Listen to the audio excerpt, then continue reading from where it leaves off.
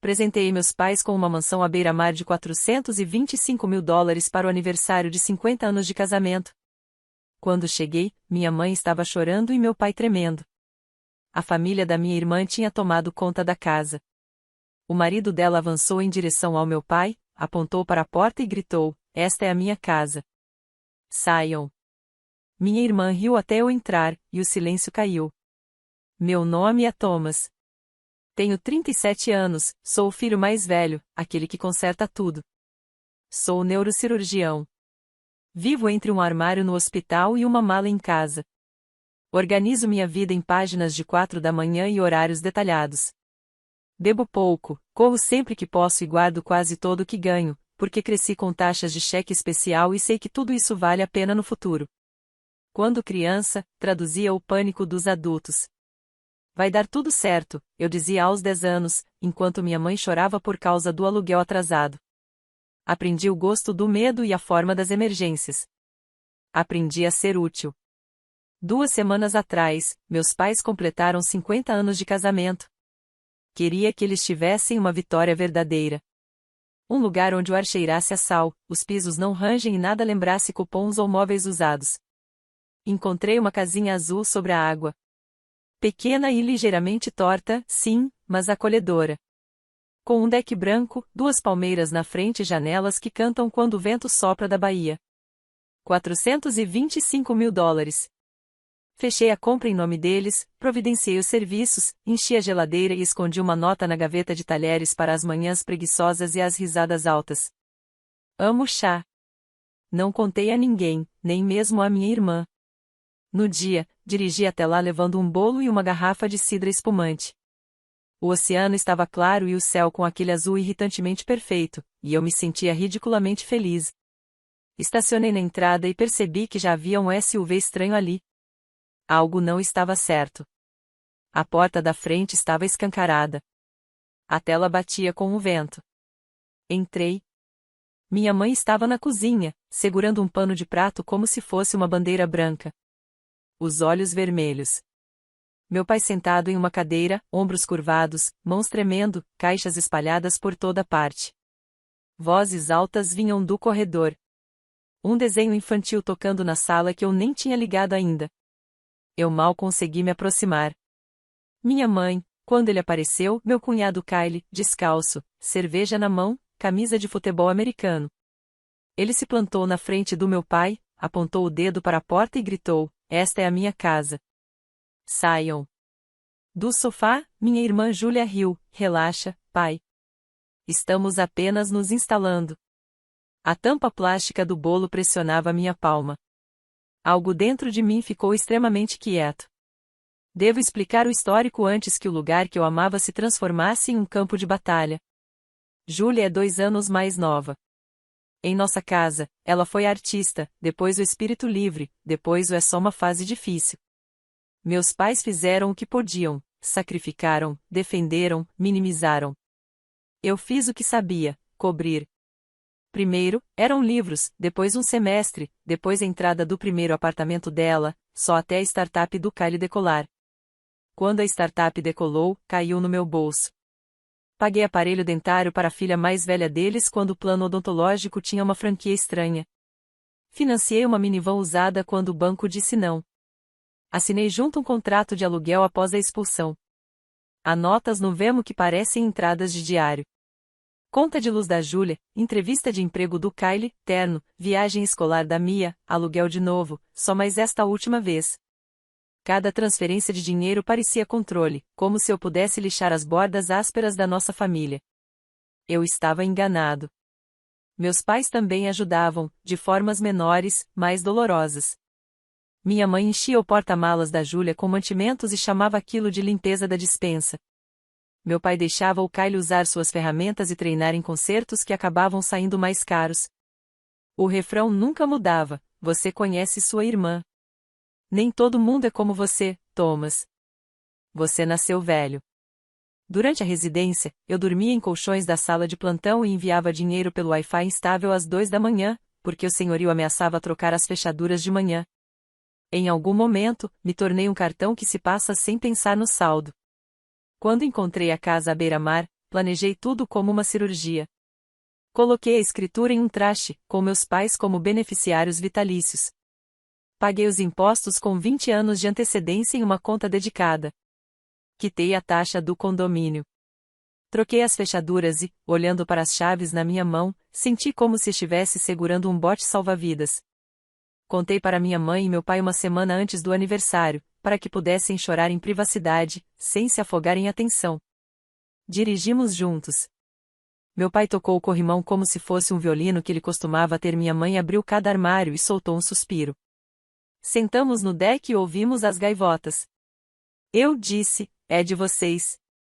Meu pai tentou falar, mas a voz falhou. Minha mãe disse que o lugar cheirava a limão e janelas abertas. Passei a noite em um colchão inflável para testar o encanamento. Tudo funcionou. Na manhã seguinte, voltei para a cidade para realizar uma descompressão em um menino com um tumor do tamanho de uma ameixa. A casa ficou com eles. Foi aí que o sistema fez o que sistemas fazem. Júlia ligou para minha mãe no segundo dia. Vocês estão na praia? De quem é a casa? Minha mãe, péssima mentirosa, disse, estamos visitando um amigo. Até o jantar, Júlia já tinha descoberto o endereço a partir de uma foto borrada do pôr do sol publicada pelo meu pai no Facebook. Vista da nossa varanda. Ela chegou com Kylie, 2 crianças, um cachorro e aquele tipo de senso de direito que você consegue sentir já da entrada. Minha mãe me contou depois ao telefone, voz pequena, eles só queriam ver. Depois vão ficar o fim de semana. Tudo bem? Eu disse, não é uma casa para alugar. Ela respondeu, a gente conversa quando você descer. Na manhã de sábado, meu pai começou a mandar mensagens, confuso sobre a casa. Júlia ficava repetindo, casa de família. Você pode vir? Depois, silêncio. Depois a ligação que eu não atendi porque estava no centro cirúrgico. Depois a selfie da Júlia na cozinha dos meus pais, com a legenda, lar doce lar. Hashtag manifestando. Comentários dos amigos rolaram, tão merecido, era a hora da praia, finalmente, um lugar onde as crianças podem ser crianças. Minha palma começou a coçar, onde o cabo do bisturi repousa por horas. Mandei uma mensagem para o meu pai a caminho, depois da cirurgia, não assine nada. Não concorde com nada. Te amo. Dirigi direto após a alta. Ensaiava palavras calmas, vamos reorganizar isso. Vamos respirar. Vamos estabelecer regras. Mas entrei pela porta aberta. A voz de Kylie já estava alta, vocês 2 são velhos. As escadas são perigosas. Vão cair. Esta é uma casa de família. Somos família. Vamos dar conta. Minha mãe tentou, é o presente do Thomas, mas ele a interrompeu. Ele deu para você. Agora você está nos dando. É a mesma coisa. Júlia nem se levantou, apenas sorriu, não seja dramática, mãe. Nós cuidamos das reservas. Reservas. Kylie gesticulou para a vista, frente para o mar, alta temporada. Listei hoje de manhã. Dinheiro fácil.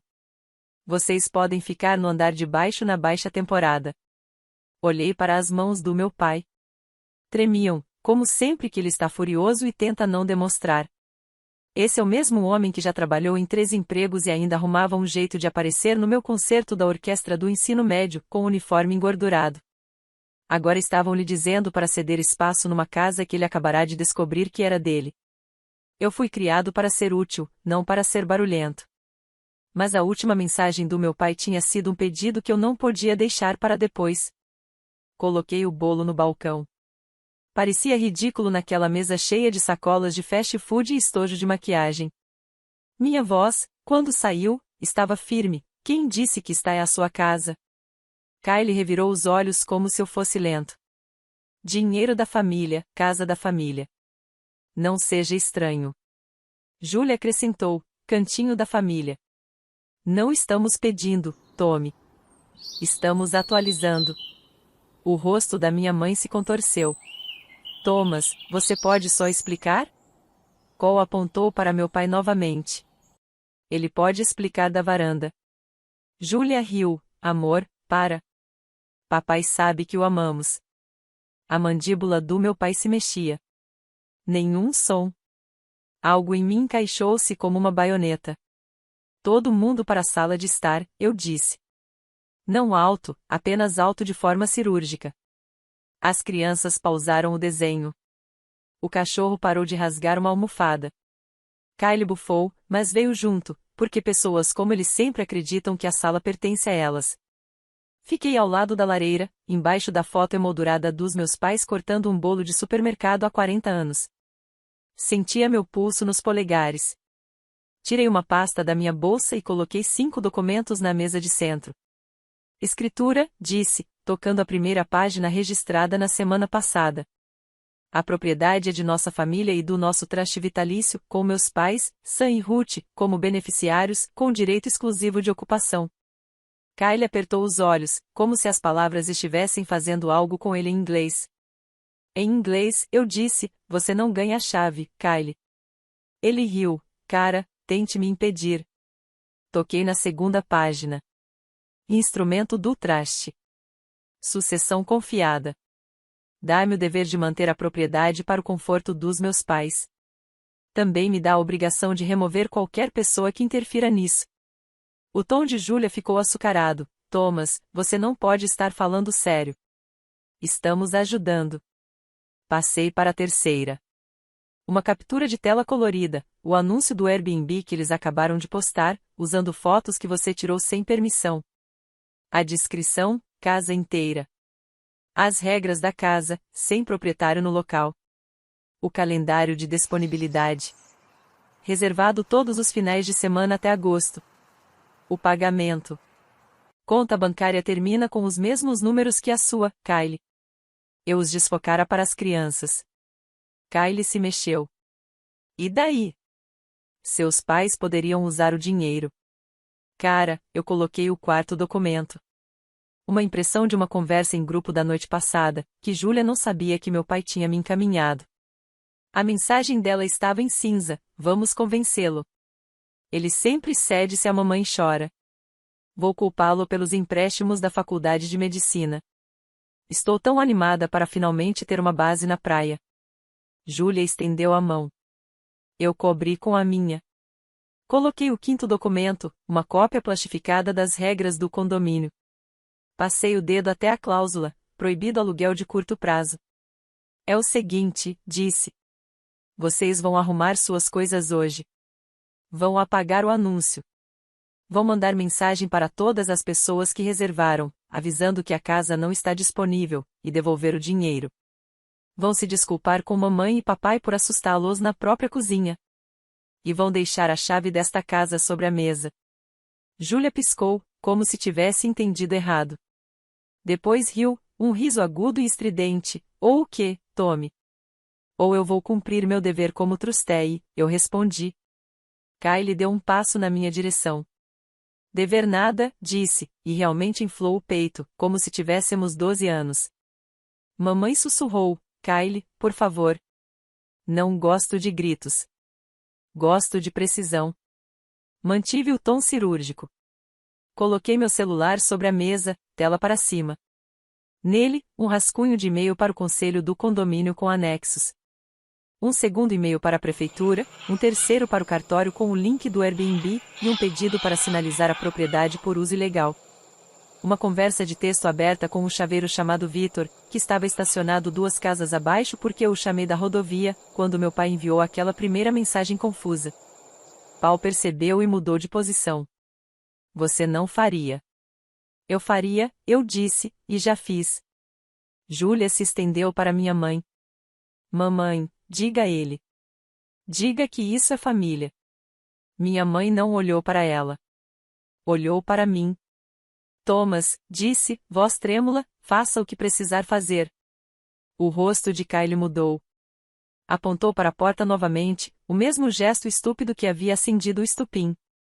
Fora do caminho do velho, pensei. Entrei entre Kyle e meu pai. Minhas mãos estavam firmes porque já segurei cérebros que pulsavam como pássaros. Aponta para meu pai de novo, disse, baixinho. E a única porta que você vai atravessar é aquela que o Vitor está prestes a trancar do lado de fora.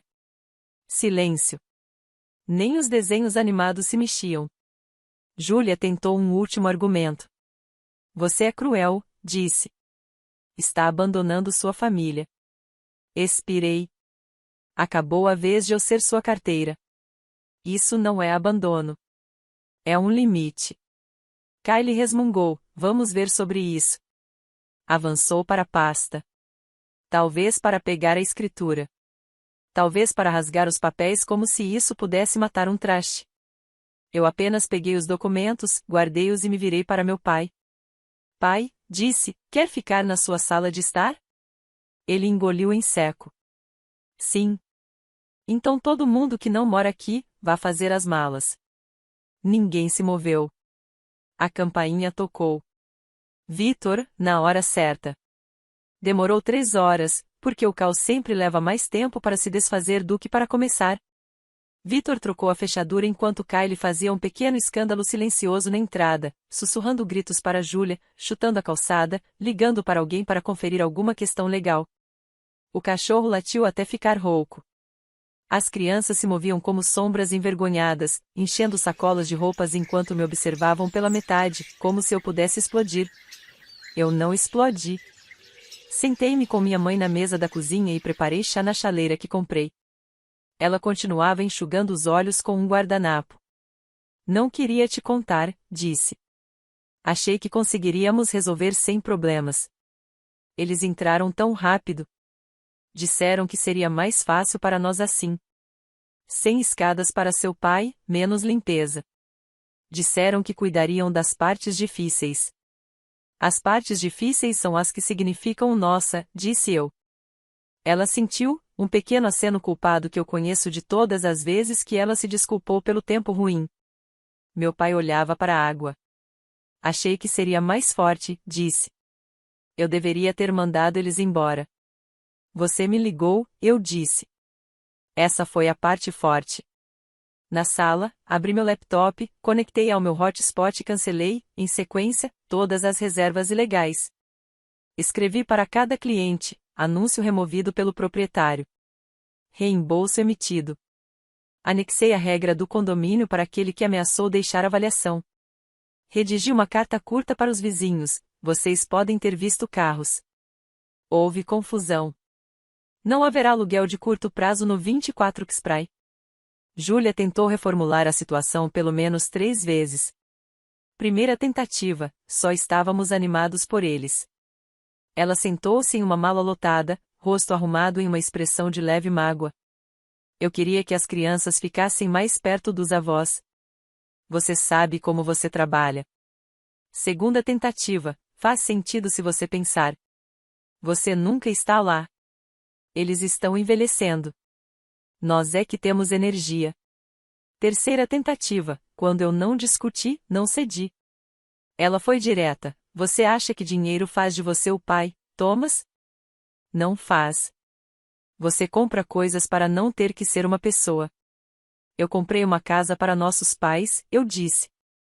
Não comprei uma autorização para vocês roubarem. Ela estremeceu com a palavra, depois ficou fria. Bem, lembre-se disso, disse ela. Espero que sim, respondi. Kylie se recusou a entregar a chave. Vem pegar, ele zombou, o que teria sido engraçado se Vitor não tivesse instalado a fechadura com o teclado 10 minutos antes. Eu estendi a mão além de Kylie, pressionei 0.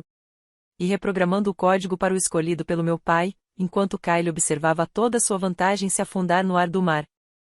Ele tentou outra abordagem. Você acha que é esperto com seus papéis? Conheço um cara. Conheço o cartório do condado, respondi com calma. E o seu cara está prestes a te dizer que um traste vence um escândalo. Ele me encarou, tentando decidir se eu estava blefando. Não estava. Quando finalmente carregaram as caixas para o SUV, Júlia parou na varanda. Você poderia simplesmente ter falado comigo, disse ela. Estou falando com você há 10 anos, disse eu. A boca dela se apertou. Você vai se arrepender quando eles precisarem de ajuda e você não estiver por perto. Olhei para minha mãe servindo chá. Olhei para a mão do meu pai finalmente parada no braço da cadeira. Eu estou por perto, disse. por eles. Eles foram embora. O cachorro latiu para a janela como se tivesse opinião sobre direito de propriedade. Depois que se foram, a casa mudou de temperatura. Era o mesmo ar, mas não era o mesmo ar. Eu podia ouvir o oceano através da tela. Podia ouvir meus pais respirando. Fui de cômodo em cômodo com um saco de lixo, recolhendo caixinhas de suco, uma tiara de plástico e 2 meias que não combinavam. Encontrei um impresso dobrado na gaveta do quarto de hóspedes. O plano de negócios do Kyle. Ele estimava um lucro mensal 5 vezes maior que a multa do condomínio. Na margem, Julia havia escrito: Tom não vai dizer não se a mamãe chorar. Coloquei o papel no lugar como se fosse algo cortante. Minha mãe continuava se desculpando pela bagunça. Eu dizia: são só migalhas. Quando o sol deslizou, meu pai segurou meu braço. Filho, disse ele. Não sei como dizer isso sem parecer que falhei com vocês dois. Você não falhou conosco, respondi. Você nos deu tudo o que tinha. Só que deu demais para ela por tempo demais. Todos nós fizemos isso. Ele assentiu, sem discutir, porque era verdade, e a verdade era um alívio.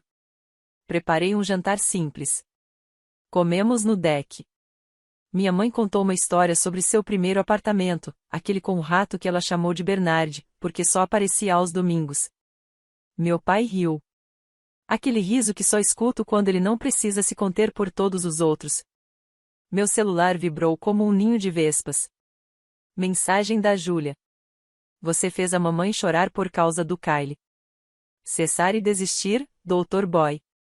De um número desconhecido que acabou sendo o primo do Kyle. Vamos aí no próximo fim de semana, né? Já convidamos gente. Deixei o telefone virado para baixo e comi minha salada. Naquela noite, configurei o sistema de alarme. Instalei uma câmera na varanda com um toque de campainha sorridente e ridículo, para que até meus pais gostassem. Coloquei os códigos em uma pasta chamada Coisas Felizes, com letras grandes que meu pai podia ler sem óculos. Deixei cópias do trash, da escritura e das regras do condomínio em uma gaveta chamada Armadura Entediante. Ao sair, minha mãe ficou na porta com o suéter apertado. Sinto muito que tenha chegado a isso, disse ela. Não sinto, respondi. Precisava chegar. Na semana seguinte, tudo balançava como uma mesa com uma perna curta demais. Júlia fez uma campanha barulhenta no grupo da família. Thomas roubou uma casa dos netos. Capturas de tela vieram de primos com quem mal falo. Stories da Júlia no Instagram, fundo branco, texto preto. Quando o dinheiro te torna cruel. Depois, uma foto do meu carro na entrada, com a legenda: algumas pessoas acham que podem comprar amor. Não respondi. Levantei um pequeno muro. Liguei para nossa tia, que ainda fala o que pensa. Expliquei de forma simples que a casa pertence aos meus pais e continuará assim enquanto eles viverem. Pedi para ela não carregar nossa dor como fofoca. Finalmente, Thomas, disse ela, e ponto final. Escrevi um e-mail educado, firme e entediante para Júlia e Kyle, incluindo 3 tópicos. Todo contato sobre a casa deve passar por mim. Vocês não têm permissão para entrar na propriedade. Qualquer violação resultará em ação do condomínio e de nosso advogado. CC, eu mesmo. CC, ninguém mais. Defini o e-mail como resposta automática para qualquer mensagem futura deles sobre a casa. Prometi a mim mesmo que não negociaria com uma história que sempre termina do mesmo jeito. 2 dias depois, uma notificação tocou. Nova solicitação de reserva. Sea Spray Cottage. Kyle havia listado novamente, em uma conta diferente, com uma foto do deck dos fundos. Encaminhei tudo para o setor de confiança e segurança da plataforma, com a escritura e o trash anexados. 10 minutos depois, o anúncio foi removido. Usuário banido. Não senti triunfo. Senti-me como um zelador de estádio após o jogo, apenas fazendo o trabalho. Um dia, meu pai me ligou para dizer que a casa cheirava a torrada e sal e que ele havia dormido a noite inteira pela primeira vez em meses. Minha mãe enviou uma foto dos pés no corrimão do deck, tornozelos cruzados, esmalte rosa vibrante, como quando eu tinha 5 anos e achava que ela era linda como estrela de cinema. Pareciam leves. No fundo de toda essa suavidade, Júlia continuava arranhando a parede. Mandou-me uma solicitação de pagamento em um aplicativo por danos emocionais. Enviou uma carta aos meus pais começando com como sua cuidadora principal, uma frase que nunca fora verdadeira. Kylie postou um meme com uma seringa dentro de um cifrão, como se eu roubasse órgãos por dinheiro. O barulho deles não mudou o ar da pequena casa azul. Uma noite, Júlia ligou de um número bloqueado. Atendi, porque sou ou sensível ou esperançoso. Ela ficou em silêncio ao ouvir minha voz. Depois tentou uma nova tática, em sussurros. Tome, ouça. Estamos perdendo. K perdeu o contrato. Vamos perder o apartamento. As crianças. Fechei os olhos. Há um ponto em que empatia se torna gasolina. Júlia, disse, não vou discutir sobre a casa. Então o dinheiro importa mais para você do que a família. Ela rapidamente colocou a máscara de volta. Limites, disse eu, são a forma de eu poder ser família e não um banco. Ela desligou. Deixei o silêncio permanecer, como um paciente em recuperação, monitorado, protegido, doloroso de uma forma que cura. 2 semanas depois, dirigi cedo para casa. Café na garrafa térmica, estetoscópio ainda no pescoço por hábito. A água tinha aquele brilho prateado e imóvel, como se estivesse respirando devagar. Consertei uma dobradiça que estava presa. Coloquei bolas de tênis na prateleira da garagem na altura certa, para que meu pai pudesse entrar com o carro sem bater na parede. Etiquetei os disjuntores, porque meu pai adora etiquetas. Minha mãe fez panquecas, queimou o primeiro lote e riu. Sentamos à mesa e conversamos sobre compras, sobre a vizinha chamada Jean, que deixa conchas em um pote na cerca. Sobre o pelicano que se recusa a ser digno. Ninguém falou Júlia por 1 hora. Parecia uma bancada limpa. Depois do café da manhã, minha mãe tocou minha mão. Vou falar com sua irmã, disse ela. Não para discutir, para dizer não.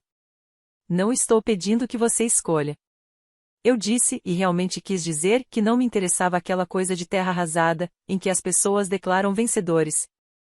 Eu queria que meus pais tivessem a varanda em paz. Minha mãe sorriu de leve. Não é escolher, disse. É parar de fingir. Meu pai pigarreou. Eu devia ter ensinado isso melhor, disse ele. Eu ensinei você a trabalhar. Não ensinei você a parar. Você me ensinou a amar e a ficar. Eu disse, estou apenas aprendendo a parte de ficar sem ser devorado. Ele riu baixo, agradecido. Caminhei pelo perímetro e apertei a trava do portão. Verifiquei o ângulo da câmera. Imprimi uma plaquinha para a mesa de entrada, bem-vindos, Sam e Ruth. Parecia brega e, ao mesmo tempo, exatamente certo. Mais tarde, sozinho no deck, pensei na manchete que minha irmã escreveria se possuísse minha história. Dei uma casa para meus pais e destruí minha família. Não foi isso que aconteceu. O que aconteceu foi que parei de pagar o troll debaixo da ponte. O que aconteceu foi que fiz um presente e depois o protegi para que não se tornasse uma arma. Eu costumava me convencer de que distribuir dinheiro mantinha a paz. Não mantinha. Mantinha o barulho quieto enquanto o ressentimento fermentava nas paredes. Limites são mais altos no começo. Depois há um silêncio que ninguém consegue fingir. As mensagens diminuíram. Júlia mudou de público. Kylie encontrou uma nova colina para fazer birra. Meus pais começaram a dizer pequenos nãos que soavam como sim para suas próprias vidas. Não, não podemos cuidar das crianças neste fim de semana. Não, não podemos atravessar a cidade para consertar seu carro. Eles começaram a dizer sim para sanduíche cedo, para cochilos, para apontar barcos com nomes engraçados. 1 mês depois, minha sobrinha, 16 anos, toda camisetas de banda e olhos grandes, me mandou uma DM que dizia apenas, a casa é bonita. A vovó parece feliz lá. Respondi, venha visitar com a permissão da vovó. Sem reservas, só panquecas. Ela enviou um emoji rindo e depois, ok. Uma pequena trégua com alguém que não quebrou nada. Na noite passada, depois de um plantão tarde, dirigi até a casa porque precisava vê-la iluminada por dentro. Pela janela, vi meu pai lendo na cadeira. Óculos escorregados no nariz, do mesmo jeito que ele se sentava em nosso antigo apartamento quando a única luz vinha da TV. Minha mãe tinha um cobertor sobre o colo e um quebra-cabeça na mesa. O som do oceano subia e se acomodava sob tudo como um baixo. Não entrei. Fiquei na calçada e deixei o silêncio me explicar o sentido de tudo isso. Aqui está o que sei agora. Amor não é cobrir o comportamento ruim de alguém com o próprio corpo. Não é elogiar o caos só porque a pessoa que o causa compartilha seu sangue. Amor é uma casa com boa luz e portas que trancam. Amor é papelada que se sustenta quando as pessoas não se sustentam. Amor é dizer aos seus pais para descansarem e dizer a todo mundo: não, eu não sou o banco deles. Não sou o bode expiatório deles. Não sou a saída de emergência que eles usam quando o fogo que acenderam esquenta. Sou o filho deles. Um homem com um trabalho que exige precisão. Um irmão que finalmente aprendeu que precisão pertence ao lar. Se minha irmã algum dia quiser ficar neste deck e olhar para essa água com nossos pais, ela poderá. Ela pode vir de mãos vazias e com um pedido de desculpas, não com um plano de negócios. Ela pode ser família sem tocar no termostato. Até lá, a casa permanece. As fechaduras clicam. As meninas discutem. As janelas cantam quando o vento vem da Bahia. Dentro, meus pais respiram tranquilos. Essa é a moral, se é que existe uma: um presente não deve custar você mesmo. E um limite não é crueldade. É a forma do amor manter a luz da varanda acesa sem queimar o bairro inteiro.